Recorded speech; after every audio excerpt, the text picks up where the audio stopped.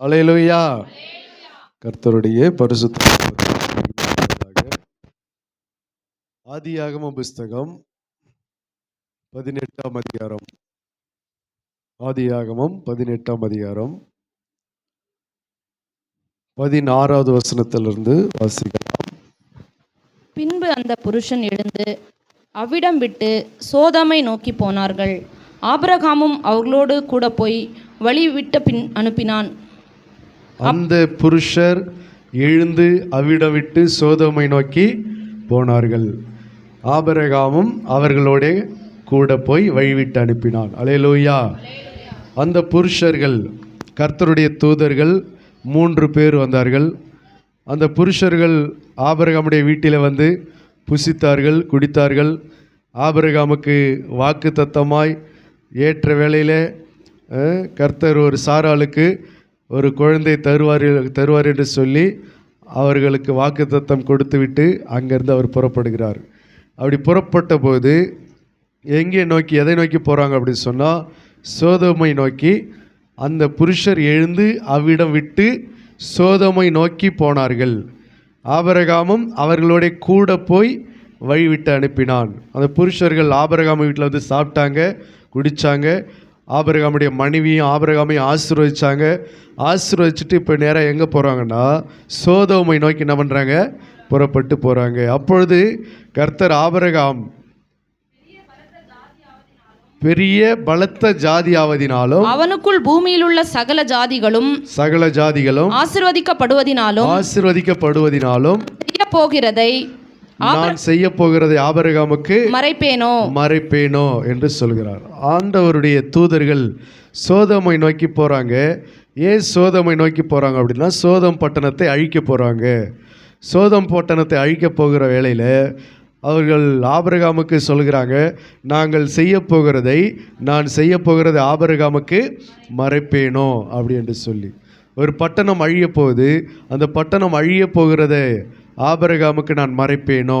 ஏன்னா ஆபிரகாம் அங்கே பக்கத்தில் தான் என்ன செய்கிறாரு, தங்கி இருக்கிறாரு, குடியிருக்கிறாரு. ஆகவே ஆபிரகாமுக்கு அதை நான் என்ன செய்ய மாட்டேன், மறைக்க மாட்டேன். அல்லேலூயா.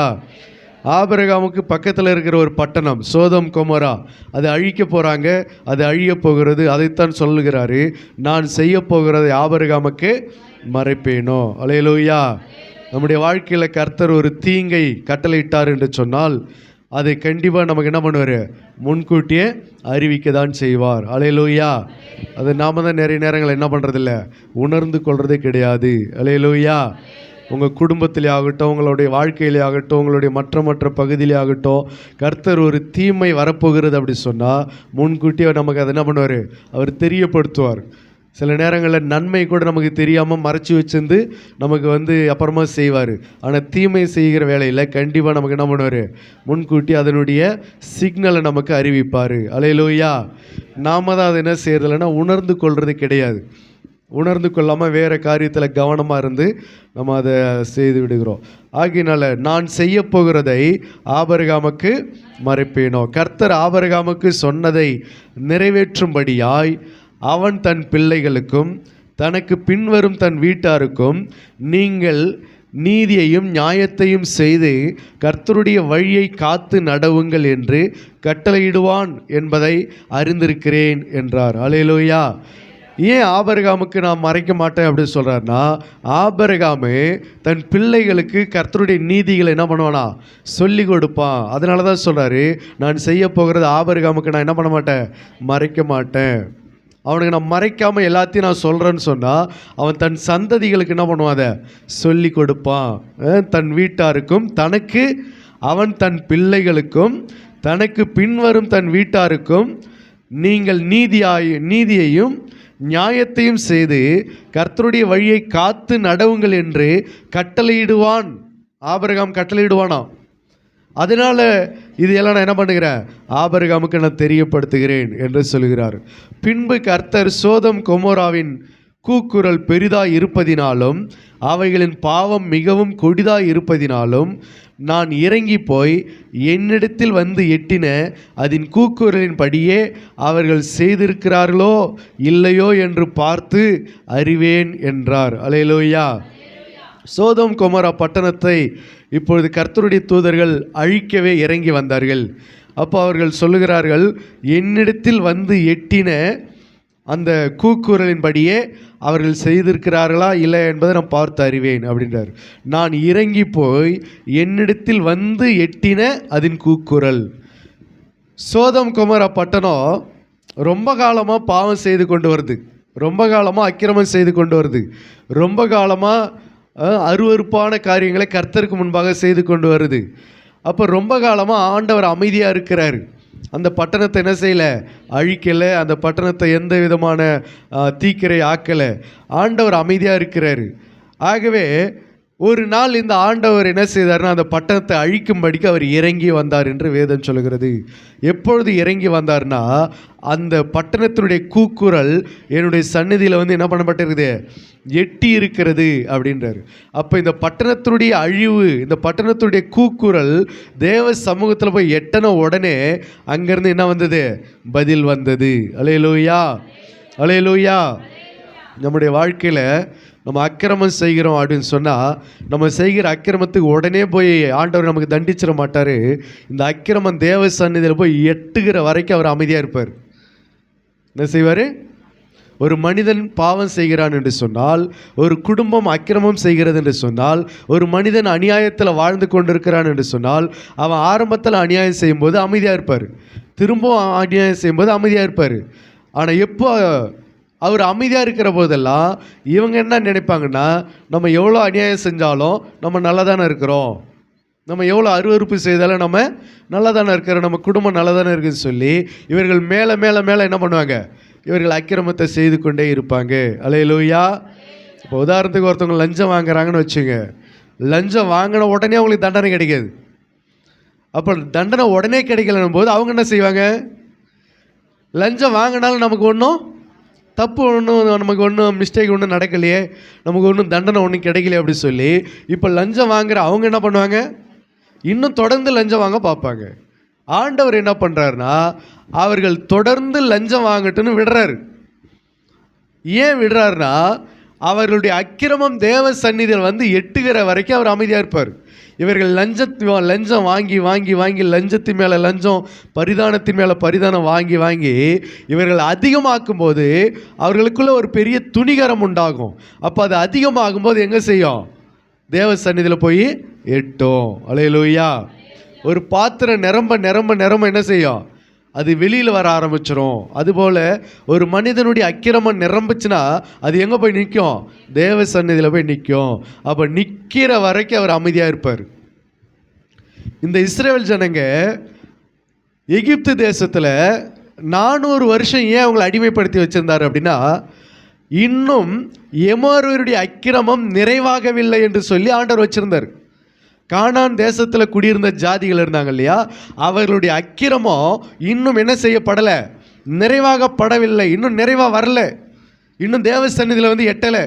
அதனால் அது வரைக்கும் என்ன வச்சுருந்தார் ஆண்டவர் இஸ்ரவேல் ஜனங்களை எகிப்திலே ஒரு 400 வருஷம் வச்சுருந்தார். அல்லேலூயா.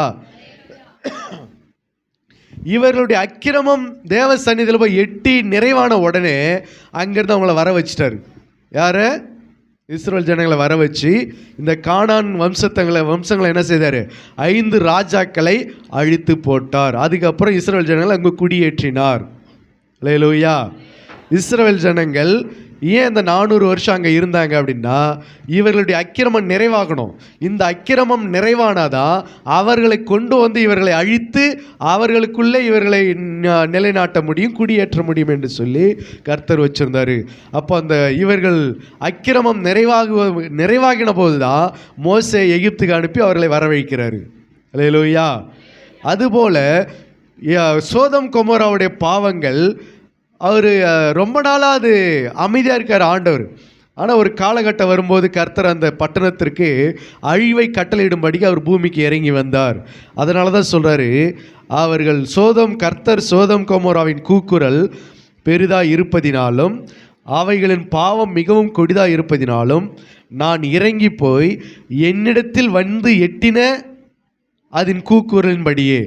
அப்போ அவர் ஏன் இறங்கி வந்தார் அப்படின்னா, அவரிடத்தில் என்ன போய் எட்டி இருக்குது, இவருடைய கூக்குரல் எட்டி இருக்கிறது. கூக்குரல்னா என்ன அர்த்தம்? கூக்குரல்னா என்னது?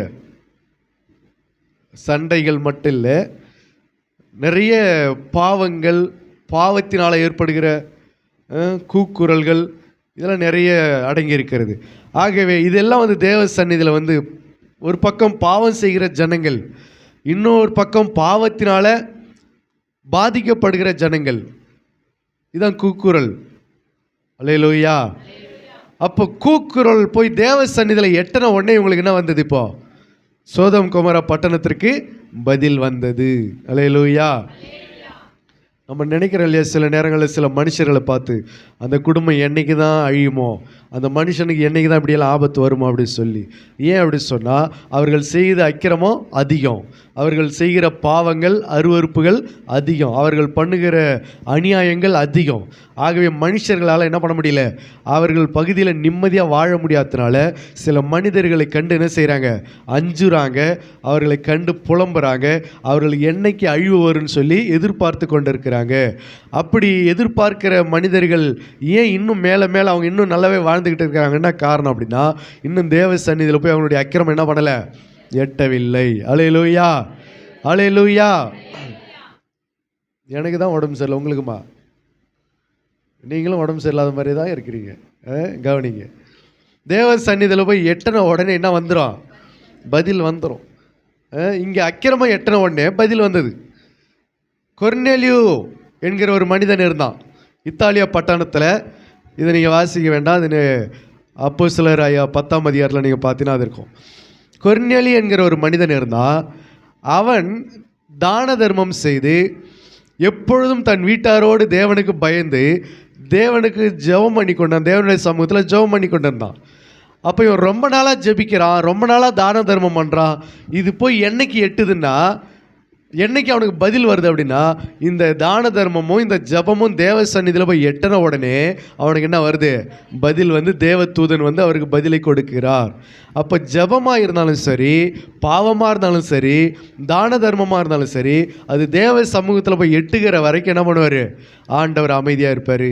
அப்போ உன் ஜபம் தேவ சமூகத்தில் எட்டிருச்சுன்னா உன் ஜபத்துக்கு உடனே என்ன கிடைக்கும், பதில் கிடைக்கும்.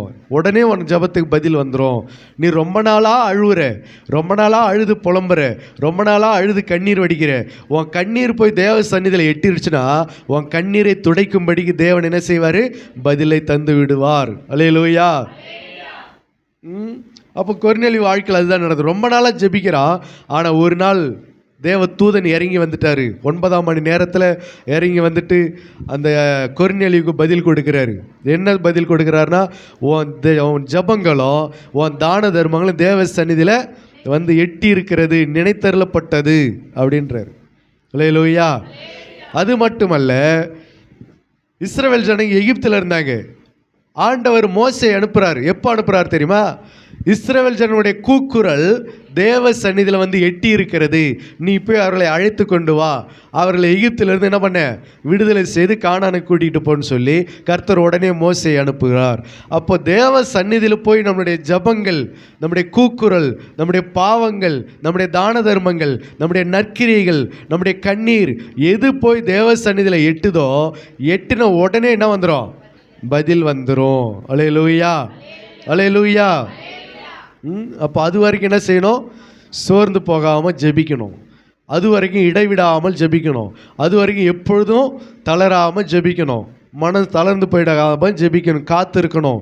அது வரைக்கும் வெயிட் பண்ணணும். கர்த்தர் நிச்சயமாக என்னுடைய ஜெபம் போய் தேவ சந்நிதியில் எட்டிடுச்சுன்னா எனக்கு என்ன வந்துடும், பதில் வந்துடும். அதனால தான் ஆண்டவர் வெயிட் பண்ண சொல்கிறாரு.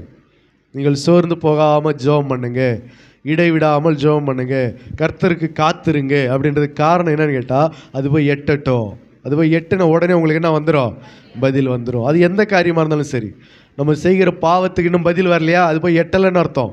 அது எட்டுறதுக்குள்ளவே நம்ம பாவத்தை என்ன பண்ணிக்கணும், சரிப்படுத்திக்கணும். அதை அறிக்கையிட்டு மனம் திரும்பி அந்த பாவத்தை எல்லாத்தையும் மன்னிப்பு கேட்டு அதுலேருந்து வெளியில் வந்துடணும். நம்ம பாவத்துக்கு இன்னும் நமக்கு ஒன்றுமே ஆகலை, நம்ம செய்கிற பாவத்துக்கு இன்னும் எதுவும் நடக்கலை அப்படின்னு சொல்லி நம்ம இன்னும் மேலே மேலே துணிகரம் கொண்டு செய்யக்கூடாது. அது எட்டுறதுக்குள்ளவே நம்மளை என்ன பண்ணிக்கணும், சரி பண்ணிக்கணும். அது வரைக்கும் நமக்கு ஆண்டவர் டைம் கொடுக்குறாரு, அதை சரிப்படுத்தி கொள்ளணும். நம்ம ஜபங்கள் நமக்கு இன்னும் பதில் கிடைக்கலன்றதுக்காக ஜெபத்தை விட்டுறக்கூடாது.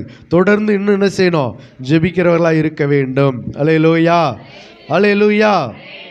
இங்கே ஆண்டவர் சொல்கிறார், என்னிடத்தில் வந்து எட்டின அதன் கூக்குரலின்படியே அவர்கள் செய்திருக்கிறார்களோ இல்லையோ என்று பார்த்து அறிவேன் என்றார். அப்பொழுது அந்த புருஷர் அவ்விடம் விட்டு சோதோமை நோக்கி போனார்கள். ஆபிரகாமோ பின்னும் கர்த்தருக்கு முன்பாக நின்று கொண்டிருந்தான். அப்பொழுது ஆபிரகாம் சமீபமாய் சேர்ந்து, துன்மார்க்கனோட நீதிமானையும் அழிப்பீரோ அப்படின்றான்.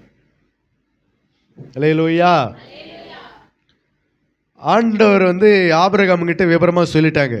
அந்த பட்டணத்தினுடைய கூக்குரல் பாவம் கொடிதாக இருக்கிறது, பெரிதாக இருக்கிறது, அது தேவ சந்நிதியில் எட்டி இருக்கிறது. அதனால அந்த பட்டணத்தை நாங்கள் என்ன செய்ய போகிறோம்? அழிக்க போகிறோம் அப்படின்னு சொல்லி ஆபிரகாம் கிட்ட பேசுகிறாங்க. எல்லாத்தையும் அவங்ககிட்ட சொல்கிறாங்க.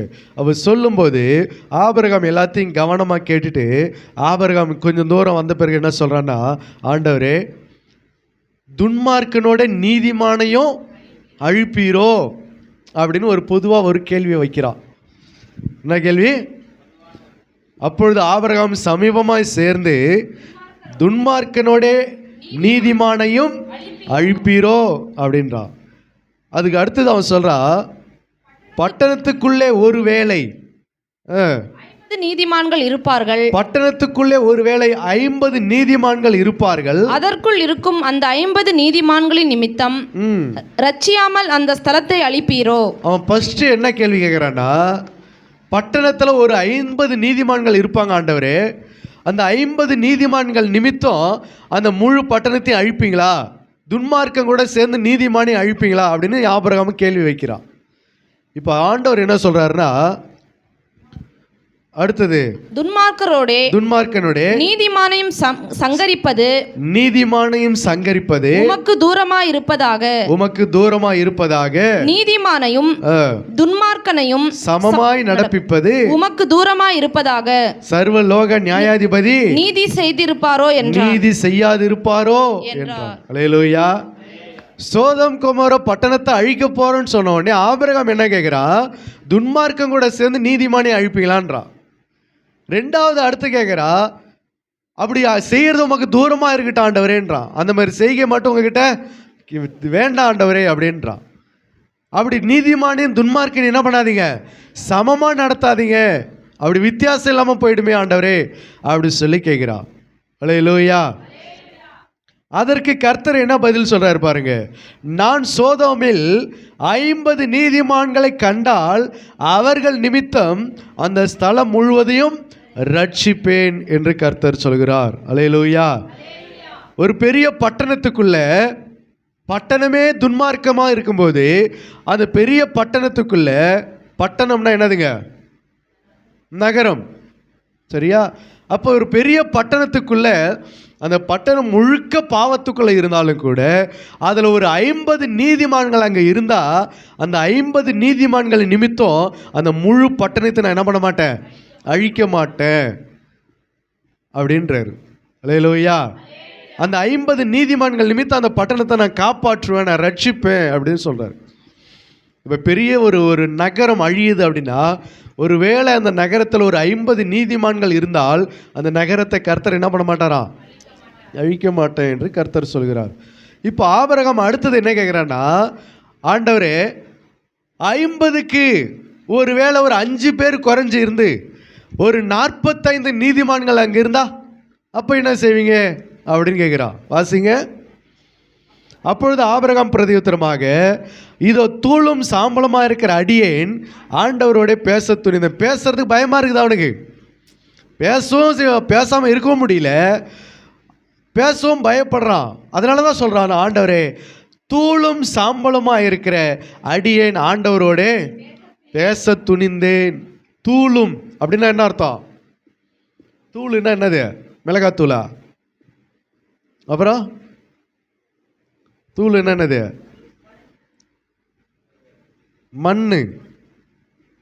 மண் இருக்கு இல்லையா? இந்த மண் கையில் அல்லனா எவ்வளோ மண் வருது, அதுக்கு பேர் தான் தூள். தூளும் சாம்பலும். நான் ஒரு மண் ஆண்டவரேன்றான். அவன் என்ன சொல்லுகிறான்? தன்னை நான் ஒரு மண்ணும் சாம்பலுமா இருக்கிற நான் அடியேன் ஆண்டவரோட பேச துணிந்தேன், என்கிட்ட கொஞ்சம் பொறுமையா இருங்கன்றான்.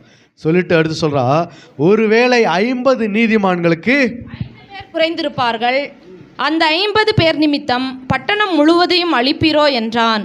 அதற்கு அவர், நான் பாருங்க மறுபடியும் என்ன கேட்குறான், ஒருவேளை 5 பேர் குறைஞ்சிருப்பாங்க ஆண்டவரே, அதுக்காகவா அந்த பட்டணத்தை எல்லாம் அழிப்பீங்க?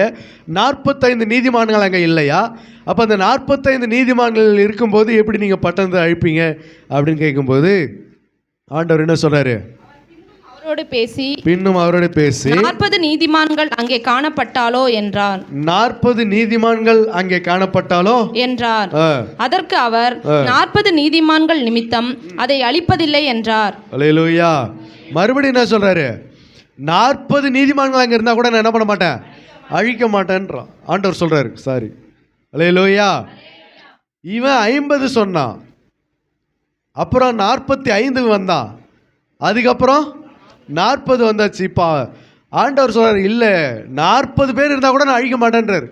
இப்போ ஆபிரகாம் அடுத்தது என்ன கேட்குறான், நான் இன்னும் பேசுகிறேன், நான் இன்னும் பேசுகிறேன், ஆண்டவருக்கு கோபம் வராமல் இருப்பதாக, ஆண்டவருக்கு கோபம் வராமல் இருப்பதாக. 30 நீதிமான் ஆண்டவர்கிட்ட பேசும்போது எப்படி பேசணும், ரொம்ப ஜாக்கிரதையா பேசணும். ஆண்டவர் ஆபிரகாமோடு பேசும்போது எவ்வளோ ஜாக்கிரதையா பேசுகிறோம் பாரு. ஆண்டவரே கோவப்படாதீங்க, என் மேலே பொறுமையாக இருங்க, தூளும் சாம்பலமாக இருக்கிற நான் பேசுகிறேன், பொறுமையாக இருங்க நான் அப்படி சொல்லி பேசும்போது அவன் பின்னும் அவரோட பேசு 40 நீதிமான்கள் இங்கே காணப்பட்டாலோ என்றான். அதற்கும் அவர் என்ன பண்ணுறாரு, 40 நீதிமான்கள் நிமித்தம் அதை அழிப்பதில்லை என்றார். அப்பொழுது அவன், நான் இன்னும் பேசுகிறேன், ஆண்டவருக்கு கோபம் வராமல் இருப்பதாக. 30 நீதிமான்கள் இப்போ 5 குறைக்கிறத விட்டுட்டு இப்போ என்ன பண்ணிட்டான், 10 குறைக்க ஆரம்பிச்சிட்டான். இனிமேல் வேஸ்ட்டு பழகுது அப்படின்ட்டு 10 குறைச்சி பேசுகிறான். ஒருவேளை 30 நீதிமான்கள் அங்கே காணப்பட்டாலோ என்றார். அதற்கு அவர், நான் 30 நீதிமான்களை அங்கே கண்டால் அதை அழிப்பதில்லை என்றார். அதை அழிப்பதில்லை என்றார். அல்லேலூயா. இப்போ அடுத்தது ஆபிரகாமுக்கு இன்னும் கொஞ்சம் டவுட் வந்து என்ன சொல்றான்னா, அப்பொழுது அவன், இதோ ஆண்டவரோட பேச துணிந்தேன், 20 நீதிமான்கள் அங்கே காணப்பட்டாலோ என்றான். அங்கே காணப்பட்டாலோ அதற்கு அவர், 20 நீதிமான்கள் நிமித்தம் அதை அழிப்பதில்லை என்றார். அல்லேலூயா. ஆபிரகாமுடைய எதிர்பார்ப்பு என்னது, ஃபஸ்ட்டு ஒரு 50 நீதிமான்கள் சோதம் கொமோரா பட்டணத்தில் இருப்பாங்க அப்படின்னு நினச்சான். கடைசியில் 50 நீதிமான்கள் இல்லைன்னு சொன்ன உடனே 45 நீதிமான்களோ அப்படின்னா, அப்புறம் 45 நீதிமான்கள் அங்கே இல்லைன்னு சொன்னோடனே இப்போ 10 குறைஞ்சி எங்கே வந்து நிற்கிறா, 20 நீதிமான்கள் அங்கே காணப்பட்டாலும் கூட நான் என்ன செய்ய மாட்டேன், அழிப்பதில்லை அப்படின்றார். அப்பொழுது அவன், ஆண்டவருக்கு கோபம் வராது இருப்பதாக நான் இன்னும் ஒரு விசை, இந்த ஒரு விசை மாத்திரம் பேசுகிறேன், 10 நீதிமான்கள் அங்கே காணப்பட்டாலோ என்றான். அதற்கு அவர், 10 நீதிமான்கள் நிமித்தம் அதை அழிப்பதில்லை என்றார். அல்லேலூயா. ஆபிரகாமுக்கு மண்டை பிச்சுக்குது, என்னடா இது, 10 நீதிமான்கள் கூட அங்கே இல்லையா? இவன் ஏன் இப்படி கேட்குறான் தெரியுதுங்களா உங்களுக்கு? எதனால் இப்படி கேட்டுக்கிட்டே வரான், என்ன காரணம்? அல்லேலூயா. இப்போ ஆண்டவர்கிட்ட கேட்குறான், 10 நீதிமான்கள் ஆண்டவரே, இல்லை 10 பேர் இருந்தால் கூட நான் அதை அழிக்க மாட்டேன்றார். அப்புறம் ஏன் அழிக்க போகிறாரு அப்படின்னா, அங்கே 10 பேர் கூட இல்லை. உடனே அங்கே என்ன நடக்குது, கர்த்தர் ஆபிரகாமுடைய பேசி முடிந்த பின்பு போய்விட்டார். ஆபிரகாமும் தம்முடைய வீட்டுக்கு, தம்முடைய இடத்துக்கு திரும்பினான். அல்லேலூயா. இவன் ஏன் இப்படி 40 50 ஆரம்பித்து ஏன் 10 வரைக்கும் கேட்டுக்கிட்டே வரான், என்ன காரணம்? அங்கே லோத்து குடும்பம் அங்கே குடியேறி இருக்கு. யாரு? லோத்து குடும்பம் அங்கே குடியேறி இருக்கு. அந்த லோத்து குடும்பம், அவனுடைய லோத்து, அவனுடைய சகோதரனாகிய லோத்து, அவன் குடும்பம், அவனுடைய வேலைக்காரர்கள், ஆடு மாடு மேய்க்கிற திரளான பணிவிடைக்காரர்கள் எல்லாரும் ஒரு காலத்தில் ஆபிரகாம் கூட இருந்தாங்க. அல்லேலூயா. ஆதியாகமம் 13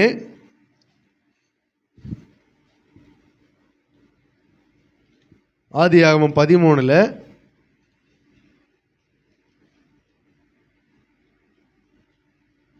7வது வசனத்தை படிங்க. ஆபிரகாமுடைய மந்தை மேய்ப்பருக்கும் லோத்துடைய மந்தை மேய்ப்பருக்கும் வாக்குவாதம் உண்டாயிற்று. அக்காலத்தில் கானானியரும் பெரிசியரும் அத்தேசத்திலே குடியிருந்தார்கள். ஆபிரகாம் லோத்தை நோக்கி, எனக்கும் உனக்கும் என் மேய்ப்பருக்கும் உன் மேய்ப்பருக்கும் வாக்குவாதம் வேண்டாம், நாம் சகோதரர். இந்த தேசமெல்லாம் உனக்கு முன்பாக இருக்கிறது அல்லவா? நீ என்னை விட்டு பிரிந்து போகாமல் நீ இடதுபுறம் போனால் நான் வலதுபுறம் போகிறேன், நீ வலதுபுறம் போனால் நான் இடதுபுறம் போகிறேன் என்றார். அப்பொழுது லோத்து தன் கண்களை ஏறெடுத்து பார்த்து யோர்தான் நதிக்கு அருகான சமபூமி முழுவதும் நீர்வளம் பொறிந்திருக்க கண்டான். கர்த்தர் சோதோமையும் கொமோராவையும் அழிக்கும் முன்னே சோராவுக்கு போகும் வழி மட்டும் அது கர்த்தருடைய தோட்டத்தை போலவும் எகிப்து தேசத்தை போலவும் இருந்தது. அப்பொழுது லோத்து யோர்தானுக்கு அருகான சமபூமி முழுவதையும் தெரிந்து கொண்டு கிழக்கே பிரயாணம் பட்டு போனான். இப்படி அவர்கள் ஒருவர் விட்டு பிரிந்திருந்தார்கள். அல்லேலூயா. இப்ப லோத்து எங்க போய் தெரிந்து கொண்டா? சோதம் கொமோராவை தெரிந்து கொண்டு அந்த பகுதியை என்ன செய்தான்? போய் குடியிருக்க போனான். அல்லேலூயா. ஒரு காலத்துல ஆபிரகாமுடைய வேலைக்காரர்களும் லோத்துடைய வேலைக்காரர்களும் ஆபிரகாமும் லோத்தும் ஒன்றா தான் இருந்தாங்க, ஒன்றா தான் ஆடு மாடு மேய்த்தாங்க, ஒன்றா தான் அவங்க வாழ்ந்து கொண்டு வந்தாங்க. அப்போ ஒரு காலகட்டம் வந்த உடனே ஆபிரகாமுடைய மேய்ப்பர்களுக்கும் லோத்துடைய மேய்ப்பர்களுக்கு என்ன வந்தது? வாக்குவாதம் வந்தது. என்ன காரணத்தினால வாக்குவாதம் வந்ததோ தெரியல. பிரச்சனை ஏற்பட்ட உடனே ஆபிரகாம் உடனே என்ன செய்ய ஆரம்பித்தான்? ஒரு முடிவு எடுத்தான். அல்லேலூயா. வருமுன் காப்போம் அப்படின்ற மாதிரி அந்த பிரச்சனை ஆரம்பிக்கிறதுக்கு முன்னாடி அவன் லோத்தை கூப்பிட்டு, இங்கே பாரு, உன்னுடைய மேய்ப்பருக்கும் என்னுடைய மேய்ப்பருக்கு என்ன உண்டாகுது? பிரச்சனை உண்டாகுது. அதனால் இனிமேல் நம்ம ஒன்றா இருக்கிறது நல்லதல்ல. நீ வலதுபுறம் போனால் நான் இடதுபுறம் போகிறேன், நீ இடதுபுறம் போனால் நான் வலதுபுறம் போகிறேன். எந்த பக்கம் உனக்கு சௌகரியமோ நீ செலக்ட் பண்ணிக்க. இனிமேல் நம்ம என்ன செய்யக்கூடாது? ஒன்றா இருந்தோம்னா பெரிய பிரச்சனை ஆகும் அப்படி சொல்லி முன்கூட்டி அவன் ஒரு தீர்மானம் எடுத்து அவர்களோடு கூட பேசி சமாதானமாக சொல்கிறான். அப்போது அந்த நேரத்தில் ஆபிரகாம் லோத்து என்ன செய்கிறான்னா, தன்னுடைய வேலைக்காரர்களை எல்லாரையும், தன் குடும்பத்தார் எல்லாரையும் கூட்டிக்கிட்டு, ஆடு மாடுகளை எல்லாரையும் கூட்டிக்கிட்டு எங்கே போய் குடியேறினா? சோதம் கொமோரா பகுதியில் போய் குடியேறினான். அல்லேலூயா. அப்போ திரளான வேலைக்காரர்கள் லோத்துக்கு இருந்தாங்க. அல்லேலூயா. அப்போ லோத்துக்கு இருக்கும்போது அந்த திரளான வேலைக்காரர்களோடு தான் போனான் லோத்து. அந்த காரணத்தை வச்சு தான் ஆபிரகாம் கேட்குறான், என்னுடைய சகோதரன் அங்கே இருக்கிற ஆண்டவரே, லோத்து அங்கே இருக்கிற அந்த பட்டணத்தை அழிக்காதீங்க அப்படின்னு வெளிப்படையாக சொல்லாமல், ஒருவேளை ஒரு 50 நீதிமான்கள் அங்கே இருப்பாங்களே ஆண்டவரே, அதுக்காக அந்த பட்டணத்தை அழிப்பீங்களா அப்படின்னு கேட்கும்போது ஆண்டவர் சொல்கிறாரு, 50 நீதிமான் நீ நினைக்கிற மாதிரி அங்கே இல்லைன்றார். இப்போ ஆபிரகாமுக்கு ஒரே குழப்பமாக இருக்குது. இங்கே இருக்கிற வரைக்கும் நல்லா தானே இருந்தானுங்க.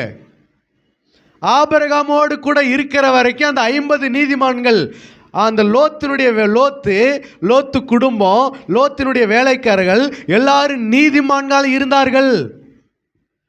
எல்லாரும் தேவனுக்கு பயப்படுகிறவர்களாக இருந்தார்கள். அதை கணக்கிட்டு தான், அதை முன்கூட்டி அறிந்ததுனால தான் ஆண்டவரே, ஒருவேளை 50 நீதிமான்கள் அங்கே இருப்பாங்களே ஆண்டவரேன்றான். அல்லேலூயா. சொல்கிறது புரியுதுங்களா உங்களுக்கு? லோத்தினுடைய வேலைக்காரர்களும் ஆபிரகாம் கூட இருக்கிற வரைக்கும் நீதிமான்களாக இருந்தார்கள்.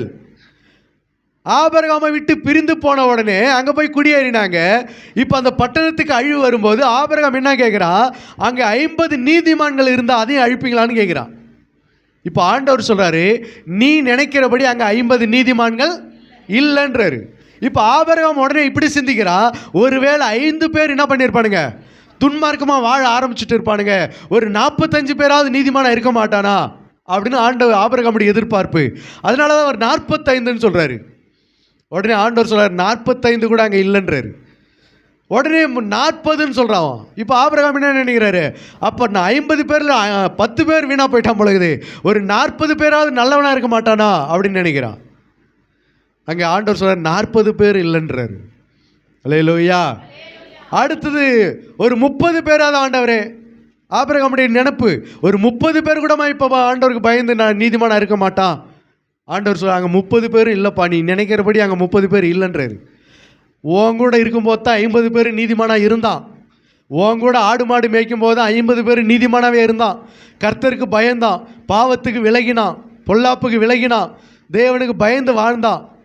ஆனால் என்னைக்கு அவன் சோதம் கொமராவுக்கு போனானோ, நீ நினைக்கிறபடி 50 பேர் இல்லை, 45 பேர் இல்லை, 40 பேர் இல்லை, 30 பேர் இல்லை. ஆண்டவரே, நான் இன்னும் ஒரு முறை பேசுகிறேன் ஆண்டவரே, எனக்கு மேலே கோவப்படாதீங்க. ஒரு 20 நீதிமான்கள் கூட ஆண்டவரே அங்கே இல்லை. ஒருவேளை அங்கே 20 நீதிமான்கள் இருந்தால் அந்த 20 நீதிமான்கள் நிமித்தம் அந்த பட்டணத்தை என்ன பண்ண மாட்டேன், அழிக்க மாட்டேன்றாரு. ஆபிரகாமுடைய நம்பிக்கையெல்லாம் இப்போ அவமாய் போகுது.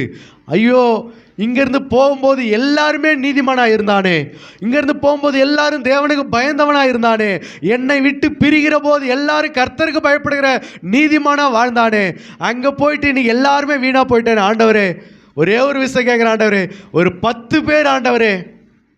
இல்லைப்பா, நீ நினைக்கிறபடி 10 பேர் அங்கே கூட நீதிமானாக இல்லைன்றாரு. இதுக்கு மேற்பட்ட ஆபிரகாம் என்ன பேச முடியும்? ஆபிரகாம் ஆண்டவர் போயிட்டாரு, ஆபிரகாம் திரும்பி வந்துட்டான். அல்லேலூயா. இதிலிருந்து என்ன தெரியுது? ஆபிரகாம் கூட இருக்கிற வரைக்கும் எல்லாரும் நீதிமானாக தான் இருந்தான். 50 பேர் நீதிமானாக தான் இருந்தான். அதனால தான் அவன் 50 பேரை கணக்கிட்டு சொல்லுகிறான். என்றைக்கு ஆபிரகாமை விட்டு பிரிந்து சோதம் கொமோராவுக்கு போனானோ, போன அத்தனை பேர் என்னவா போயிட்டான், துன்மார்க்கமாக போயிட்டான். காரணம், அந்த பட்டணம் அந்த மாதிரியான பட்டணம், அங்கே உள்ள ஜனங்கள் அந்த மாதிரியான ஜனங்கள், அங்கே இருக்கிற குடியிருப்பு வாசிகள் அந்த மாதிரி குடியிருப்பு வாசிகள், அங்கே இருக்கிற மனிதர்களுடைய பழக்க வழக்கங்கள் அந்த மாதிரி பழக்க வழக்கங்கள், அங்கே இருக்கிற துன்மார்க்கர் செயல்கள் அந்த மாதிரி. ஆகவே ஆபிரகாம் கூட இருக்கிற வரைக்கும் அவன் நீதிமான் தான். என்னைக்கு ஆபிரகாமை விட்டு பிரிஞ்சு சோதம் கொமோராவுக்கு குடியேறினானோ, அத்தனை பேர் என்னவா போயிட்டான், துன்மார்க்கமாக போயிட்டான். அதை கணக்கில் வச்சு தான், அதை மனசில் வச்சு தான் ஆபிரகாம் ஒன்று ஒன்றா படிப்படியாக கேட்டுக்கிட்டே வரான். அது நிமித்தம் தன் சகோதரன் அங்கே இருக்கிறான், தன் சகோதரனுடைய வாழ்க்கையும் குடும்பமும் அழிஞ்சிடக்கூடாது என்பதற்காக அவன் படிப்படியாக கேட்டுக்கிட்டே வரான், அழிக்கக்கூடாது ஆண்டவரே அப்படின்னு சொல்லி.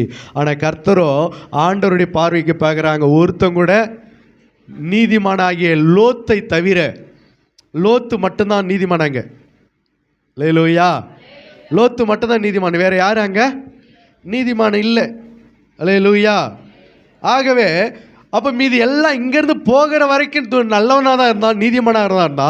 அங்கே போய் பட்டணத்துக்குள்ளே சோதம் கொமோரா பட்டணத்தில் அடி எடுத்து வச்ச உடனே அவருடைய வாழ்க்கை முறைகள், பழக்க வழக்கங்கள், பேச்சுகள் எல்லாம் என்ன செய்யப்பட்டது, துன்மார்க்கமாய் மாற்றப்பட்டது. அல்லேலூயா, அல்லேலூயா. அதனால தான் அந்த பட்டணத்தை ஆண்டவர் என்ன பண்ணுறாரு, அழித்து அங்கே இருக்கிற லோத்து குடும்பத்தை மாத்திரம் என்ன பண்ணுறாரு, வெளியில் கொண்டு வராரு. அல்லேலூயா. லோத்து குடும்பத்தை மாத்திரம் வெளியில் கொண்டு வராரு. புரியுதுங்களா உங்களுக்கு? இப்போ இதிலேருந்து என்ன தெரியுது? ஆபிரகாம் கூட இருக்கிற வரைக்கும் நீதிமான். என்னைக்கு ஆபிரகாம் விட்டு பிரிஞ்சியோ அன்றைக்கே துன்மார்க்கமாக போயிடுச்சு. கூட போனோம் அத்தனை பேர் என்னவா மாறிட்டான், துன்மார்க்கமாக போயிட்டான். ஏன்னா சோதம் கொமோரா பட்டணத்தினுடைய பாவங்கள் அப்படிப்பட்ட பாவங்கள். ஒரு என்ன சொல்கிறது, இந்த காலத்தில் பெண்கள் தனியாக நடமாட முடியல இல்லையா? அப்படிப்பட்ட காலம் தானே இது. பெண்கள் என்ன பண்ண முடியல, காலேஜ் படிச்சுட்டு வீட்டுக்கு வர முடியல, ஸ்கூல் போயிட்டு வீட்டுக்கு வர முடியல, அப்படிப்பட்ட காலம் இது. ஆனால் அந்த காலத்தில் ஆண்கள் என்ன செய்ய முடியாது, தனியாக நடமாட முடியாது, ஆண்கள் தனியாக வேலைக்கு போக முடியாது, ஆண்கள் யாரும் புதுசாக அந்த ஊருக்கு குடி வந்துட முடியாது. அப்படிப்பட்ட ஒரு மோசமான பகுதி தான் அந்த சோதம் கொமோரா பட்டணங்கள். அல்லேலூயா. அப்போ அந்த பட்டணத்துக்குள்ளே போன உடனே என்ன ஆச்சு, எல்லாம் துன்மார்க்கமாக போயிட்டான். அதனால் இப்போ கர்த்தர் பார்க்குறாரு, அங்கே யாருமே என்னவா இல்லை, நீதிமானா இல்லை. உன் நிமித்தம் என்ன, யார் வாசிங்க அந்த வசனத்தை 18 20 19 29 19 ஆதியாகமம் 19:29. பட்டணங்களை அழிக்கும் பொழுது தேவன் அந்த சமபூமியின் பட்டணங்களை அழிக்கும் போது தேவன் யாரை நினைத்தாரு, ஆபிரகாமை நினைத்து லோத்து குடியிருந்த பட்டணங்களை தாம் கவிழ்த்து போடுகையில் லோத்தை அந்த அழிவின் நடுவிலிருந்து தப்பி போகும்படி அனுப்பிவிட்டார். அல்லேலூயா, அல்லேலூயா.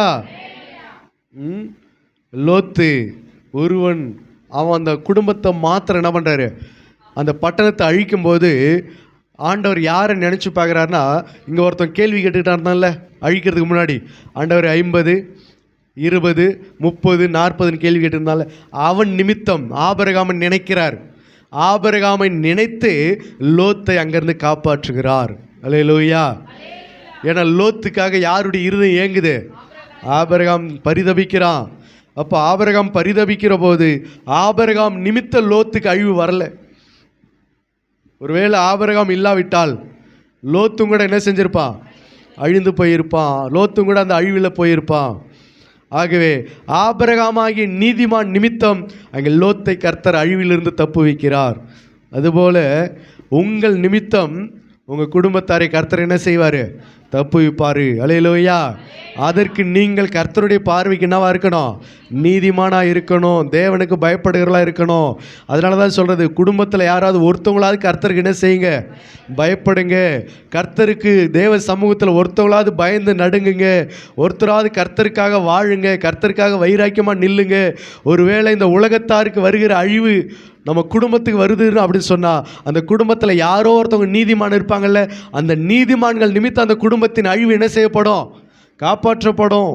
அந்த அழிவிலிருந்து அவர்கள் தப்பி வைக்கப்படுவார்கள். அல்லேலூயா. ஆகவே உங்கள் பிள்ளைகள் எங்கே இருந்தாலும் சரி, உங்கள் குடும்பத்தை சேர்ந்தவங்க எங்கே இருந்தாலும் சரி, வெளிநாட்டில் இருந்தாலும் சரி, உள்நாட்டில் இருந்தாலும் சரி, எப்பேற்பட்ட போர்க்களத்தில், எப்பேற்பட்ட யுத்த காலத்தில் இருந்தாலும் சரி, உங்கள் நிமித்தம் கர்த்தர் அங்கே என்ன பண்ணுவார்? அவர்களுக்கு பாதுகாப்பை கர்த்தர் கட்டளையிடுவார்.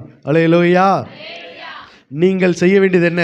தேவ சமூகத்தில் நீங்கள் நீதிமானாக வாழணும். தேவ சமூகத்தில் அவருக்கு பயந்து அஞ்சுகிறவர்களாக வாழணும். தேவனுக்கு நடுங்குகிறவர்களாக இருக்கணும். ஆகையினால உங்கள் நிமித்தம்தான், ஆபிரகாம் நிமித்தம் அவங்க லோத்து என்ன செய்யப்படுகிறான்? காப்பாற்றப்படுகிறான். அப்போ உங்கள் குடும்பம் இன்னைக்கு காப்பாற்றப்பட்டு வருகிறதற்கு என்ன காரணம் தெரியுமா? உங்கள் நிமித்தம். யாரோ ஒருத்தவங்க தேவ சமூகத்தில் ஜெபிக்கிறாங்க இல்லையா?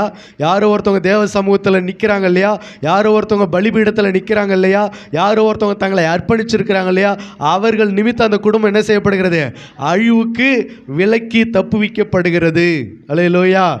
ஒரு குடும்பத்தில் யாருமே தேவனுக்கு பயப்படலை, யாருமே நீதிமான வாழலைன்னு சொன்னால், அந்த குடும்பத்துக்கு மற்றவர்களுக்கு வரக்கூடிய அழிவு அந்த குடும்பத்துக்கு வரதான் செய்யும். அதை தடுக்க முடியாது. அல்லேலூயா. அப்போ உங்கள் குடும்பத்தில் யார் நீங்கள் தேவனுக்கு பயப்படுகிறீங்க? யார் தேவ சமூகத்தில் ஜெபிக்கிறவங்க? யார் தேவனுக்கு அஞ்சு நடுங்குகிறவங்க? யார் தேவனுடைய வசனத்துக்கு நடுங்குகிறவங்க? அதை நீங்கள் ஆராய்ந்து பார்க்கணும். ஆபிரகாமை நினைத்து லோத்தை தப்புவித்தார். அப்போ லோத்தை தப்புவிப்பதற்கு யாரை நினைச்சாரு? உங்கள் குடும்பத்தில் யாரோ ஒருத்தவங்களை அழிவில் காப்பாற்றணும்னு சொன்னால் யாரை நினைக்கணும்? யாரை நினைக்கிறது? யார் அப்படி இருக்கா? நினைக்கிற அளவுக்கு யார் அப்படி இருக்கா?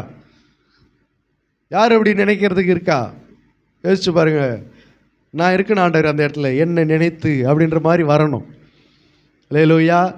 எல்லாரும் துன்மார்க்கமாக வாழறாங்க, அதில் நாமளும் துன்மார்க்கமாக வாழ்ந்தோம்னு சொன்னால் நம்மளை யாருமே நினச்சி அவர் காப்பாற்ற முடியாது. ஆகையினால யாரோ ஒருத்தவங்க தேவ சமூகத்தில் திறப்பில் நிற்கிறவர்களாய் காணப்பட வேண்டும். சரி, இப்போ இந்த காரியத்தை நம்ம கவனிப்போம். ஆபிரகாம் கூட இருக்கிற வரைக்கும் இவங்க என்னவா இருந்தாங்க? நீதிமானாக இருந்தாங்க. ஆபிரகாமை விட்டு பிரிஞ்ச உடனே துன்மார்க்கமாய் மாறிட்டாங்க. அல்லேலூயா. நம்முடைய வாழ்க்கையில் கூட இன்றைய நாட்களில் நடைமுறை வாழ்க்கையிலும் கூட நீங்கள் நீதிமானோடு இருக்கிற வரைக்கும் தான் நீங்கள் என்னவா இருப்பீங்க? நீதிமானாக இருப்பீங்க. என்றைக்கு நீதிமான்களை விட்டு பிரியிறீங்களோ அன்றைக்கு நீங்களும் நீதியை விட்டு பிரியிறீங்க. என்றைக்கு நீங்கள் பரிசுத்தவான்களோடு ஐக்கியம் கொள்கிறீங்களோ அது வரைக்கும் நீங்களும் என்னவா இருப்பீங்க? பரிசுத்தமாக இருப்பீங்க. பரிசுத்தமாக வாழறதுக்கு ஆசைப்படுவீங்க. என்றைக்கு பரிசுத்தவான்களுடைய ஐக்கியத்தை விட்டு நீங்கள் பிரியிறீங்களோ அன்றைக்கு நீங்கள் இந்த உலகத்தின் சாரம் உங்களுக்குள்ளவும் அது இறங்கிவிடும். அல்லேலூயா. அதை உணர்த்துகிறது தான் இந்த சத்தியம். அதனால தான் ஆபிரகாம் கேட்குறான், அந்த அடிப்படையில் தான் கேட்குறான். இங்கேருந்து போகும்போது எல்லாரும் நீதிமானாக தான் இருந்தாங்க, ஆனால் அங்கே போன பிறகு யாரும் என்னவா இல்லை? நீதிமானாக இல்லை. என்னைக்காவது இதை சிந்திச்சு பார்த்துக்கிறீங்களா? இதை தியானித்து பார்த்துருக்கீங்களா? இதை ஆராய்ஞ்சு பார்த்துருக்கிறீங்களா? ஏன் ஆபிரகாம் போய் கேட்குறாரு? என்ன காரணம்? 50 நீதிமான்கள் ஆரம்பித்து தொடர்ச்சியாக வந்துக்கிட்டே இருக்கிறாரு. என்ன காரணம்? ஆபிரகாம் கூட இருக்கிற வரைக்கும், அவங்க ஒன்றா இருக்கிற வரைக்கும் அவங்க நீதிமானாக இருந்தாங்க. ஆபிரகாமை விட்டு பிரிஞ்சதுனால அவர்கள் என்ன செய்யப்பட்டாங்க? துன்மார்க்கமாக ஜீவியம் பண்ண ஆரம்பித்தாங்க. அல்லேலூயா. அல்லேலூயா. வாசிக்கலாம் 2 ராஜாக்கள் புஸ்தகம், 2 ராஜாக்கள் 12:2.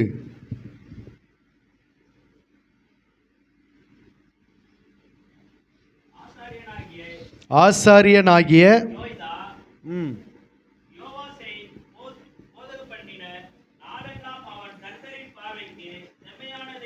பாருங்க, ஆசாரியனாகிய யோய்தா, வாசிங்க மறுபடியும். ஆசாரியனாகிய யோய்தா யோவாஸ் என்கிற ராஜாவை போதகம் பண்ணின நாட்களில் கர்த்தரின் பார்வைக்கு செம்மையானதை செய்தான். அல்லேலூயா. இந்த வசனம் என்ன சொல்லுது நல்லா தெரியுதுங்களா? ஆசாரியனாகிய யோய்தா, ராஜாவாகிய யோவாஸ். ஆசாரியனாகிய யோய்தா போதகம் பண்ணின,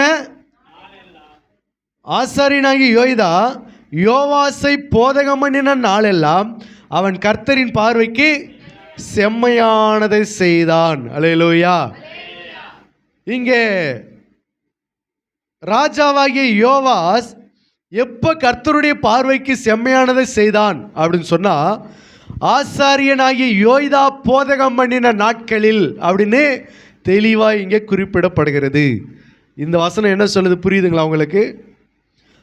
ஒரு ராஜா இருக்கிறா, அந்த ராஜா யோவாஸ் ராஜா அவன் எது வரைக்கும் கர்த்தருடைய பார்வைக்கு செம்மையானது செய்கிறான் அப்படின்னா, இந்த ஆசாரியன் அவனுக்கு போதகம் பண்ணின நாட்களில் எது வரைக்கும் அவனை போதகம் பண்ணி நடத்தினானோ, அவனை போதிச்சு நடத்தினானோ, அவனுக்கு புத்திமதி சொல்லி நடத்தினானோ, அது வரைக்கும் இந்த ராஜா என்ன செய்கிறான்? கர்த்தருடைய பார்வைக்கு செம்மையானது செய்தான். அல்லேலூயா. அதுக்கு பிறகு அவன் மனம் மேட்டிமையாகி கர்த்தருடைய பார்வைக்கு வேற மாதிரி போயிட்டான். இந்த ராஜாவாகிய யோவாஸ் இருக்கான் இல்லையா, அந்த சம்பவத்தை நீங்கள் அப்புறமா படித்து பாருங்க. இந்த யோய்தா அவனுக்கு போதகம் பண்ணின நாட்கள் வரைக்கும் என்னவா இருக்கிறான்? கர்த்தருடைய பார்வைக்கு செம்மையானதை செய்கிறான். அதுக்கு பிறகு இவனுடைய இருதயம் மனம் மேட்டிமை அடைந்து வேற மாதிரி போயிட்டான். இதுல இருந்து என்ன தெரியுது?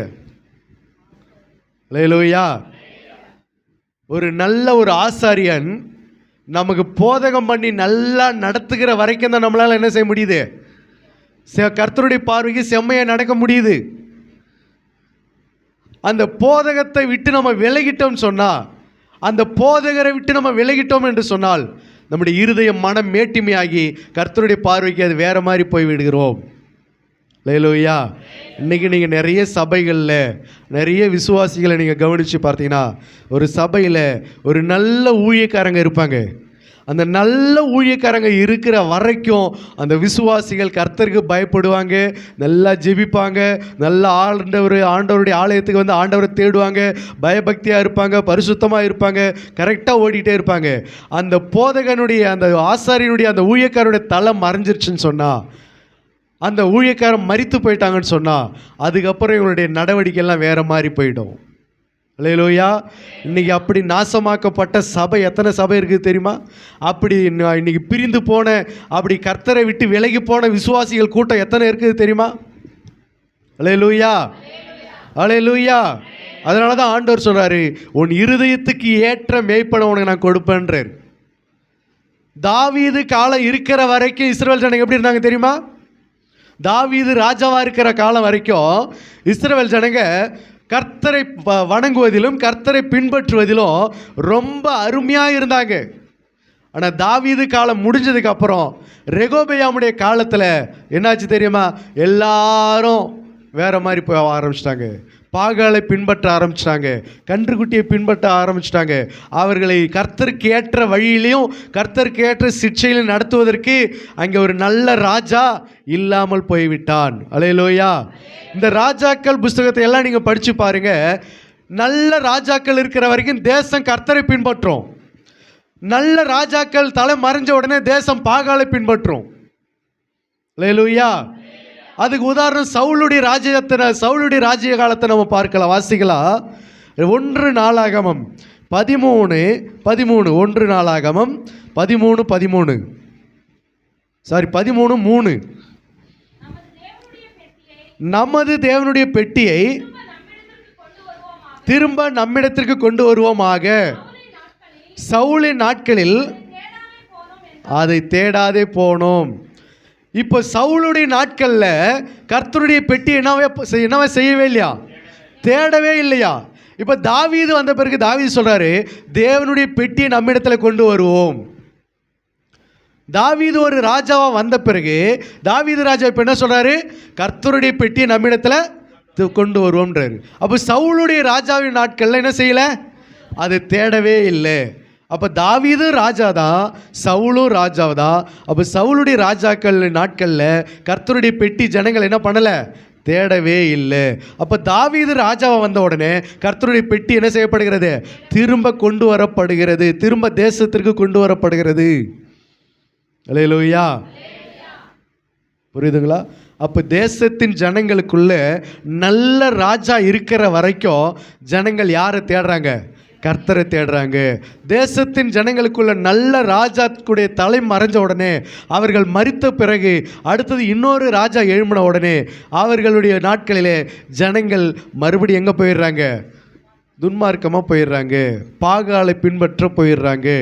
அல்லேலூயா. ஆகாப்பு ராஜாவுடைய நாட்களில் நீங்கள் பார்த்தீங்கன்னு சொன்னால் தேசம் முழுக்க என்னதான், பாகால் வணக்கம்தான், பாகால் பலிதான், பாகாலுடைய விக்கிரகம்தான், பாகாலுடைய பண்டிகை தான், பாகாலுடைய எல்லா காரியமும் பாகாலை குறித்து தான். ஆகாப்பும் ஏசபேலும் சேர்ந்து அவருடைய நாட்களில் எல்லா ஜனங்களும் பாகாலை பின்பற்றினார்கள்.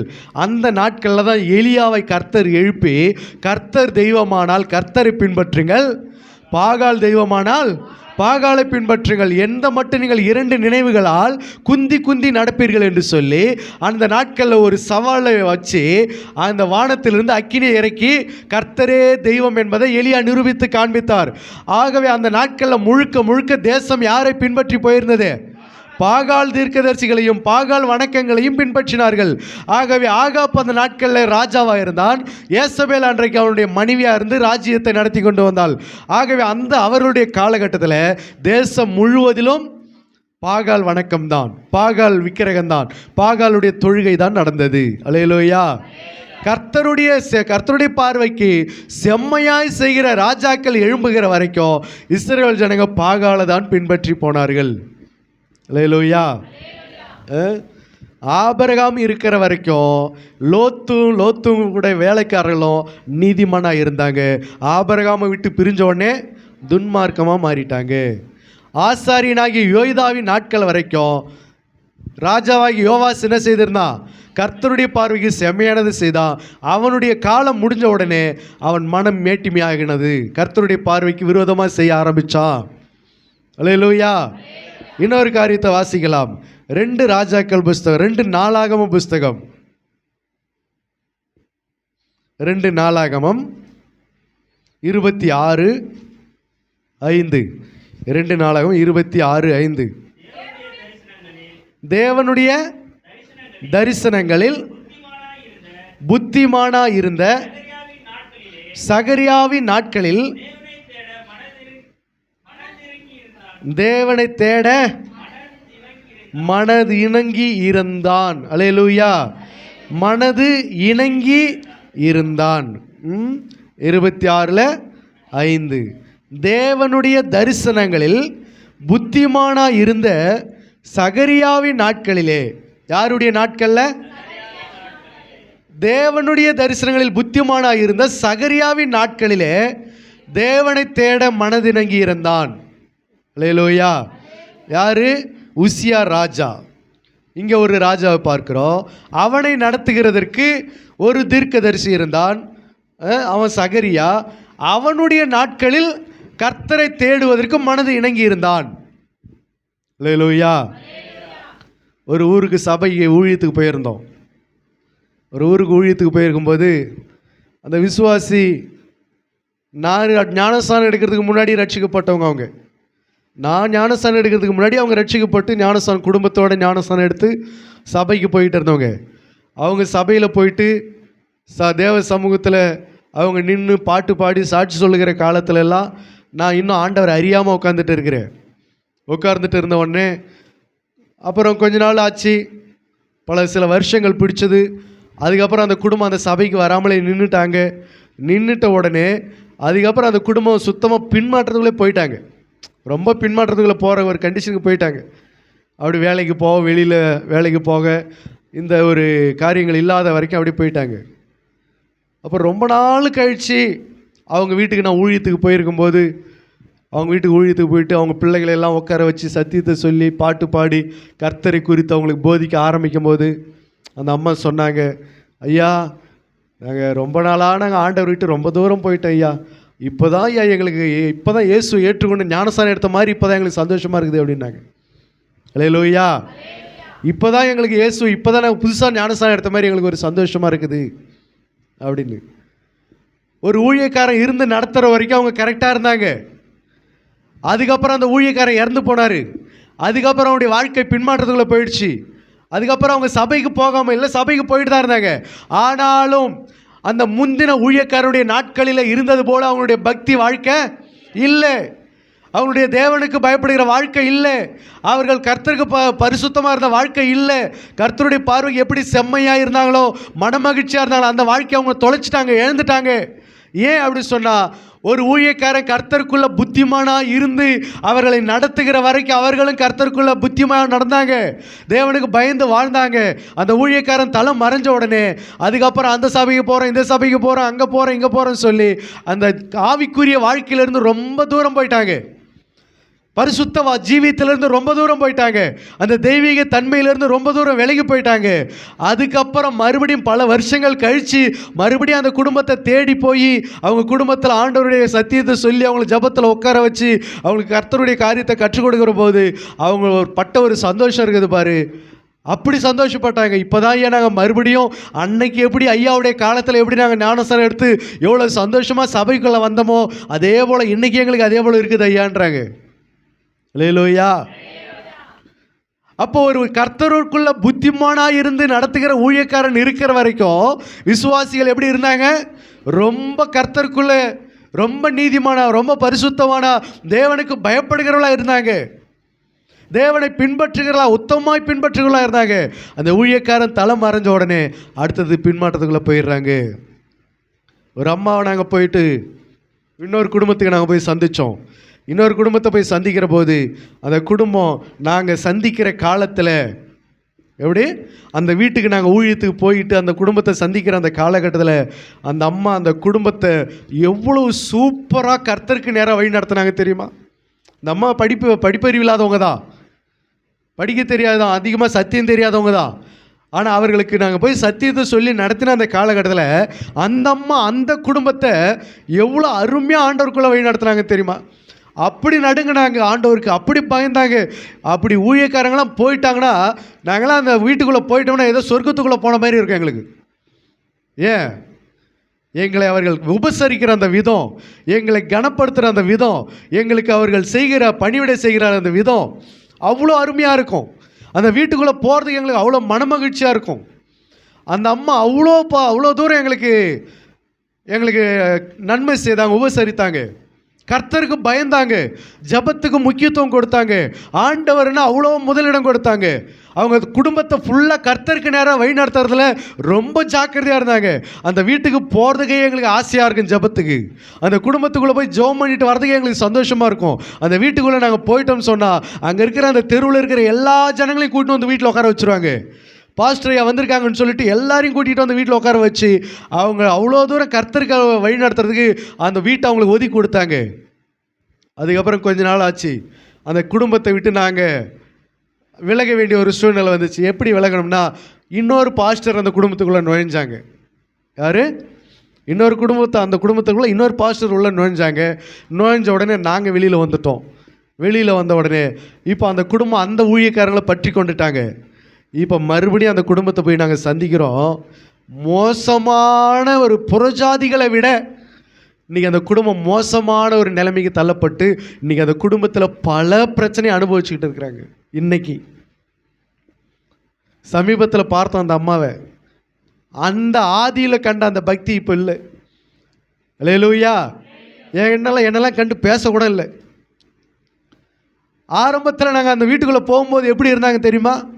அதான் சொல்கிறேன், சொர்க்கத்துக்குள்ளே போய் வந்த மாதிரி இருக்கு எங்களுக்கு.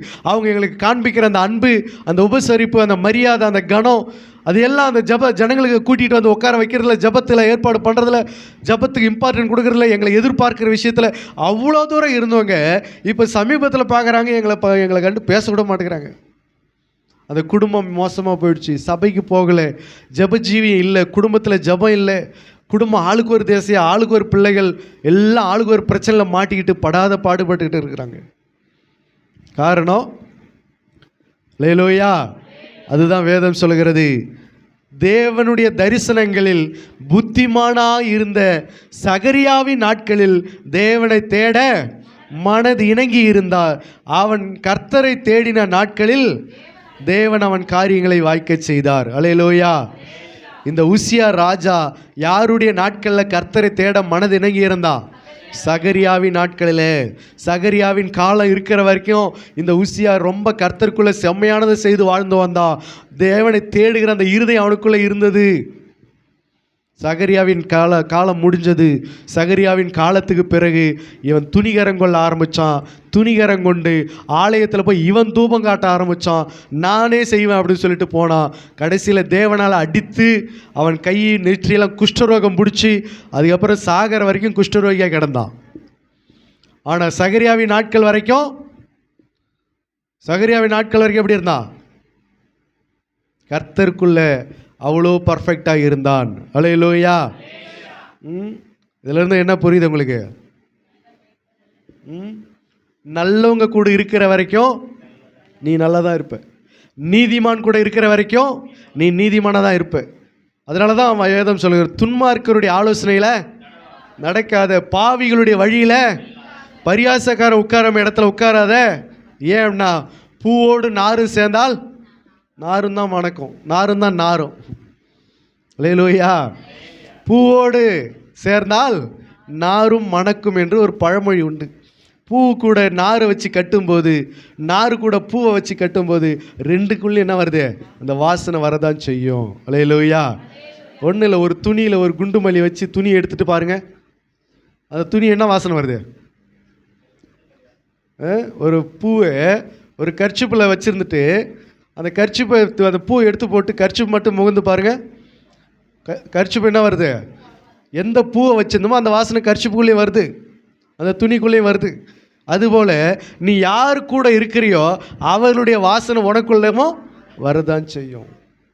அவருடைய சுபாவம் உனக்குள்ளே வரதான் செய்யும். நீ யார் கூட இருக்கிற அதிகமாக, கண்டிப்பாக அவருடைய சுபாவம் உனக்குள்ளே இருக்க தான் செய்யும். அதனால தான் சொல்லுது, நல்லவங்க கூட கூடனா உனக்கு என்ன வரும்? நல்ல புத்தி வரும், நல்ல சுபாவம் வரும், நல்ல மூளை வேலை செய்யும், நல்ல காரியங்கள் உனக்குள்ளே உண்டாகணும், நல்ல காரியத்தை கர்த்தர் உனக்குள்ளே செய்வார். நீ துன்மார்க்கரோடு கூட கூடனா என்ன ஆகும்? துன்மார்க்க சிந்தனைகள் தான் வரும், துன்மார்க்க நடக்கை தான் வரும், துன்மார்க்க ஆலோசனை தான் உனக்குள்ளே எழும்போம். தாழ்மையுள்ளவன் கூட கூடனா உனக்கு தாழ்மை வரும், பெருமையுள்ளவன் கூட கூடனா உனக்கும் பெருமை தான் வரும். அல்லேலூயா. புரியுதுங்களா உங்களுக்கு? இன்னொரு வசனத்தை வாசிக்கலாம். நியாயாதிபதிகள் புஸ்தகம் 2ஆம் அதிகாரம். நியாயாதிபதிகள் 2:7 வாசிக்கலாம். யோசுவாவின் சகல நாட்களிலும் கர்த்தர் இஸ்ரவேலுக்காக அவனுடைய பெரிய கிரியைகளை எல்லாம்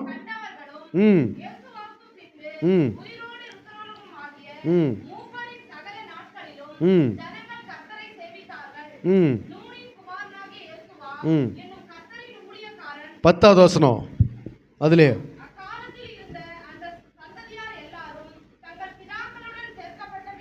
அந்த காலத்தில் இருந்த சந்ததியார் எல்லாரும் தங்கள் பிதாக்களுடன் சேர்க்கப்பட்ட பிறகு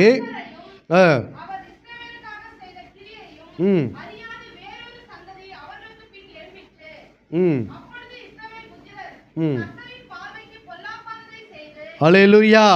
கர்த்தரின் பார்வைக்கு பொல்லாப்பானதை செய்து பாகால்களை சேவித்து தங்கள் பிதாக்களை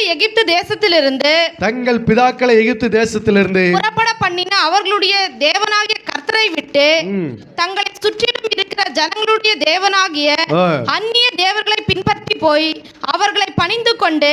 அல்லேலூயா. நல்லா கவனிங்க.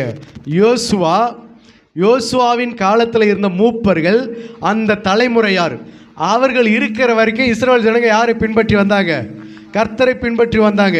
இப்போ யோசுவா மரித்ததுக்கு பிறகு அந்த காலகட்டத்தில் இருந்த அந்த மூப்பர்கள் மரித்து அந்த தலைமுறையார் எல்லாரும் மறைஞ்சிட்டாங்க. இப்போ அதுக்கப்புறம் ஒரு சந்ததி, ஒரு தலைமுறை எழும்புது. எல்லாரும் யாரை பின்பற்றுது? பாகால்களை சேவிக்க ஆரம்பித்தது. அல்லேலூயா. ஏன், என்ன காரணம்? யோசுவா இருக்கிற வரைக்கும் பாகாலை பின்பற்றலை. யோசுவாவுக்கு பிறகு யோசுவாவின் காலத்தில் அந்த மூப்பர்கள் இருந்த வரைக்கும் பாகால்களை பின்பற்றலை. இந்த ஜென்ரேஷன் எல்லாம் அழிந்த பிறகு, முடிந்த பிறகு புதுசாக ஒரு ஜென்ரேஷன் வருது. யாரை பின்பற்றுது? பாகால்களை சேவிக்குது. அல்லேலூயா. அப்போ யோசுவாவின் காலம் இருக்கிற வரைக்கும் நல்லா தான் இருந்தாங்க. யோசுவாவின் தலை மறைஞ்ச உடனே பாகால்களை பின்பற்ற போயிட்டாங்க. அல்லேலூயா. உங்களை கூட கர்த்தர் எங்கே வச்சா நீங்கள் நல்லா இருக்கணுமோ அங்கே வைப்பார். அது வரைக்கும் நீங்கள் நல்லா தான் இருப்பீங்க. நீங்கள் எங்கே பிரிஞ்சு போய் எங்கே எதுவும் கூட ஒட்டணுமோ அங்கே கூட ஒட்டிக்கிட்டிங்கன்னா அங்கே இருக்கிறது உங்கள் கூட என்ன செஞ்சிடும்? ஒட்ட ஆரம்பிச்சிடும். அல்லேலூயா. என்னுடைய வாழ்க்கையில் கூட நான் குழந்தையிலேருந்து ஒரு ஊரில் தங்கி, எங்கள் பெரியம்மா வீட்டில் தங்கி படிச்சுக்கிட்டு இருந்தேன். குழந்தையிலேருந்து அங்கே தான் இருந்தேன். 1வது படிக்கிலேருந்து குழந்தையிலேருந்து 8ஆம் கிளாஸ் படிக்கிற வரைக்கும் அங்கே தான் இருந்தேன். அங்கே படிக்கிற வரைக்கும் என்னுடைய சுபாவம், என்னுடைய நடவடிக்கை எல்லாமே கரெக்டாக தான் இருந்துச்சு. அதுக்கப்புறம் அங்கேருந்து பிரிஞ்சு எங்கள் சொந்த குடும்பத்துக்கே வந்தேன், எங்கள் ஊருக்கே வந்தேன். எங்கள் ஊருக்கு வந்ததுக்கு அப்புறம் என்னுடைய நடவடிக்கை எல்லாம், என்னுடைய குணங்கள், என்னுடைய சுபாவங்கள்லாம் மாறிச்சு பாரு. நானா அதுன்ற மாதிரிக்கு அந்த அளவுக்கு போயிடுச்சு. என் வாழ்க்கை முறையே மாறிடுச்சு. என்னுடைய பேச்சு மாறிடுச்சு, என்னுடைய செய்கை மாறிடுச்சு, என்னுடைய கேரக்டர் சுத்தமாக குணங்கள் எல்லாம் மாறி ரொம்ப விகாரப்பட்டவனாய் வாழ்ந்து கொண்டிருந்தேன். அல்லேலூயா. அப்போ யோசிச்சு பார்க்குறேன், அங்கே என்னை கர்த்தர் வச்ச காலத்துக்கு என்னை இங்கே வச்ச காலத்துக்கு வித்தியாசத்தை பார்க்குறேன். அங்கே இருக்கிற வரைக்கும் நான் கர்த்தருக்கு பயந்து தான் இருந்தேன். அங்கே இருக்கிற வரைக்கும் குடும்பத்துக்கு பயந்து இருந்தேன். அங்கே இருக்கிற வரைக்கும் பாவத்துக்கு விலகி இருந்தேன். அங்கே இருக்கிற வரைக்கும் எதுக்கும் எல்லாத்துக்கும் துணிகரத்துக்கெல்லாம் விலகி தான் வாழ்ந்து கொண்டு இருந்தேன். நல்ல பிள்ளையாக தான் இருந்தேன். ஆனால் எங்கள் சொந்த ஊருக்கு வரும்போது அங்கே இருக்கிற பசங்க கூட அங்கே இருக்கிற நட்புகள் ஏற்படும் போது அங்கே என்னுடைய வாழ்க்கை முறையை மோசமாக மாறி ரொம்ப அநியாயத்துக்குள்ளே போயிட்டேன். அல்லேலூயா. இந்த ஆபிரகாமுடைய லோத்து வாழ்க்கை போல தான்.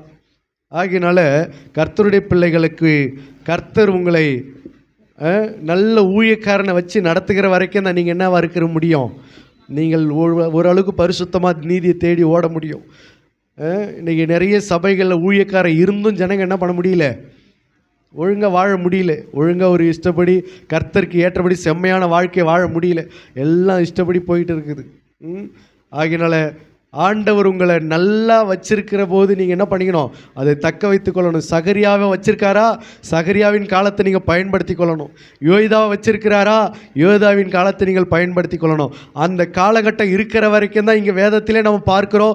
அது ராஜாவாக இருந்தாலும் சரி, அது லோத்தினுடைய சகோதரனாக இருந்தாலும் சரி, அது தேசத்து ஜனங்களாக இருந்தாலும் சரி, எல்லாரும் அந்த காலகட்டம் இருக்கிற வரைக்கும் தான் எப்படி இருக்கிறாங்க? கர்த்தரை தேடுகிறதுல, கர்த்தரை தேட மனது இணங்குகிறதுல, செம்மையாய் வாழ்கிறதுல, பரிசுத்தமாக வாழ்கிறதுல, நீதியாய் வாழ்கிறதுல, அதில் கரெக்டாக இருக்கிறாங்க. அந்த காலகட்டம் மறைஞ்ச உடனே என்ன செஞ்சிடறாங்க? துன்மார்க்கமாக ஜீவிக்க ஆரம்பிச்சிடுறாங்க. அல்லேலூயா. அல்லேலூயா. வரும்போது ஒரு சபையில் சொல்லிட்டு தான் வந்தேன், இருக்கிற வரைக்கும் உங்களை ஒழுங்காக நடத்திக்கிட்டு வந்தேன், நீங்கள் கரெக்டாக ஓடிட்டீங்க.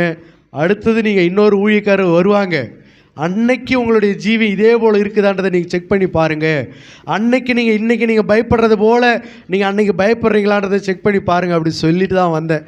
ஆனால் இன்றைக்கி அவங்களுடைய நிலைமையெல்லாம் ரொம்ப மோசமாக போயிட்டு இருக்குது. அல்லேலூயா. ஆகியனால கர்த்தருடைய பிள்ளைகள், நீங்கள் உங்கள் வாழ்க்கையை நல்லா ஆராய்ஞ்சு பார்க்கணும்.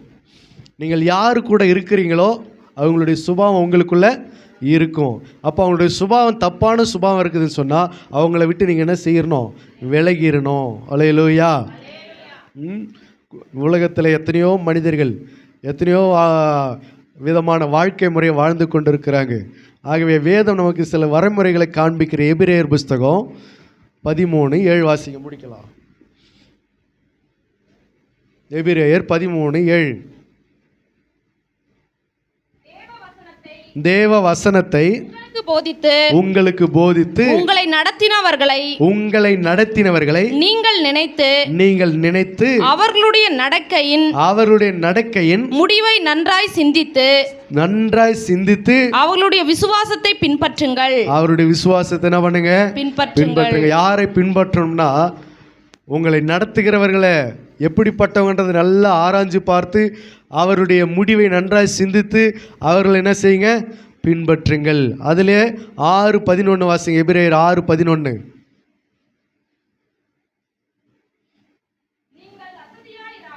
நீங்கள் அசதியாயிராமல் வாக்குத்தத்தமான ஆசீர்வாதங்களை விசுவாசத்தினாலும் நீடிய பொறுமையினாலும் சுதந்தரித்துக் கொள்கிறவர்களை பின்பற்றுகிறவர்களாய் இருந்து ஆசீர்வாதங்களை சுதந்தரித்துக் கொள்கிறவர்களை பின்பற்றுகிறவர்களாய் இருந்து உங்களுக்கு நம்பிக்கையின் பூரண நிச்சயம் உண்டாக்கும்படி நீங்கள் யாவரும் முடிவு பரியந்தம் அப்படியே ஜாக்கிரதையை காண்பிக்க வேண்டும் என்று. அல்லேலூயா. ஆசீர்வாதங்களை சுதந்தரித்துக் கொள்கிறவர்களை நீங்கள் பின்பற்ற வேண்டும். கர்த்தருக்கு பரிசுத்தமாக வாழ்கிறவர்களை பின்பற்ற வேண்டும். தேவனுக்கு நடுங்குகிறவர்களை நீங்கள் பின்பற்ற வேண்டும். கர்த்தருடைய பார்வைக்கு செம்மையாய் வாழ்கிறவர்களை பின்பற்ற வேண்டும். நீதிமான்களை பின்பற்ற வேண்டும். நல்லவர்களின் வழியிலே நீங்கள் நடக்க வேண்டும். அல்லேலூயா. துன்மார்க்கருடைய பாதையில் என்ன பண்ணாதீங்க? பிரவேசிக்காதீங்க. தீயோருடைய பாதையில் ஓடாதீங்க. நீங்கள் யாரு கூட இருக்கிறீங்களோ கண்டிப்பாக அவருடைய சுபாவம் உங்களுக்குள்ள இருக்கும். நீங்கள் ஆராய்ஞ்சு பார்க்குறீங்களா? ஆராய்ஞ்சு பாருங்கள். ஒருவேளை இது வரைக்கும் நீங்கள் ஆராய்ந்து பார்க்கலன்னா இன்றைக்கி நீங்கள் ஆராய்ந்து பாருங்கள். நீங்கள் யாரு கூட அதிகமாக இருக்கிறீங்களோ, யாரை அதிகமாக ஃபாலோ பண்ணுறீங்களோ அவருடைய கேரக்டர், அவருடைய சுபாவம் உங்களுக்குள்ள நிச்சயமாய் வரும். பூவோடு சேர்ந்தால் நாரும் மணக்கும். அல்லேலூயா. அப்போ கண்டிப்பாக அவருடைய சுபாவம் உங்களுக்குள்ளே இருக்கும். சில பேர் சொல்லுவாங்க இல்லையா, ஒரு பழமொழியாக அது டயலாக்கானு எனக்கு தெரியல. உன் நண்பன் யாருன்னு சொல்லு, உன் நண்பனை பற்றி சொல்லு, உன்னை பற்றி நான் சொல்கிறேன்னு இல்லையா, அந்த கதை தான் இது. அதே கதை தான். நீ யார் கூட இருக்கிறியோ கண்டிப்பாக அவருடைய கேரக்டர் உன் கூட இருக்க தான் செய்யும். ஆராய்ஞ்சு பார்க்குறீங்களா? அல்லேலூயா. தாய் தகப்பன் கூட இருக்கிறீங்களா? கண்டிப்பாக தாய் தகப்பனுடைய சுபாவம் உங்களுக்குள்ளே இருக்கும். தாய் தகப்பனுடைய சுபாவம் சரியாக இருந்துச்சுன்னா பரவாயில்ல, நல்லது ஏற்றுக்கலாம். அப்படியே தாய் தகப்பனுடைய சுபாவமே சரியில்லைன்னும் போது அப்போ அவர்களை பின்பற்றுகிற உங்களுக்கு அந்த சுபாவம் வரதான் செய்யும். அப்போ அதை என்ன செய்யணும்? அதுலேருந்து விலகணும், வெளியே விலகி வரணும்.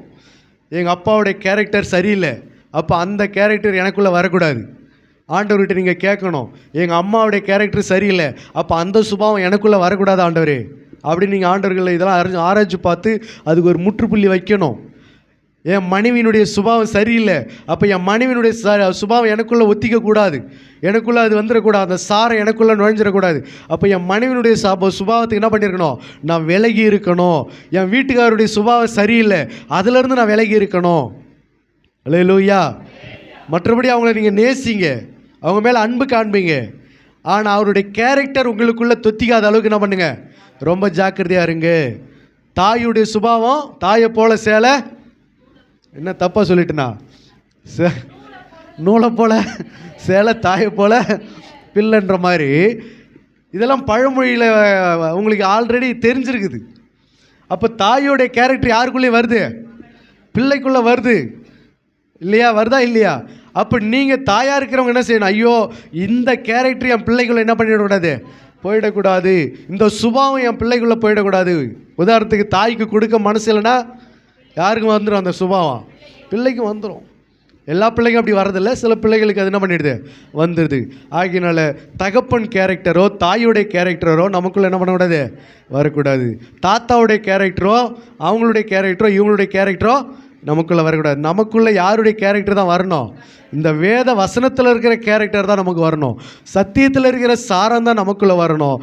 ஆகினால நீங்கள் கர்த்தரை பின்பற்றுகிறவர்களாக இருக்கணும். கர்த்தரை பின்பற்றுகிறவர்களாக இருந்தீர்கள் என்று சொன்னால் நீங்கள் எந்நாளும் ஆசீர்வாதமாக இருப்பீர்கள், என்றைக்கும் நீங்கள் நீதிமான்களாக இருப்பீர்கள். கர்த்தர் உங்களை ஆசீர்வதிப்பாராக. ஆமேன். காணிகை பாடல் பாடி கர்த்தருக்கு என்று காணிக்கை எடுப்போம்.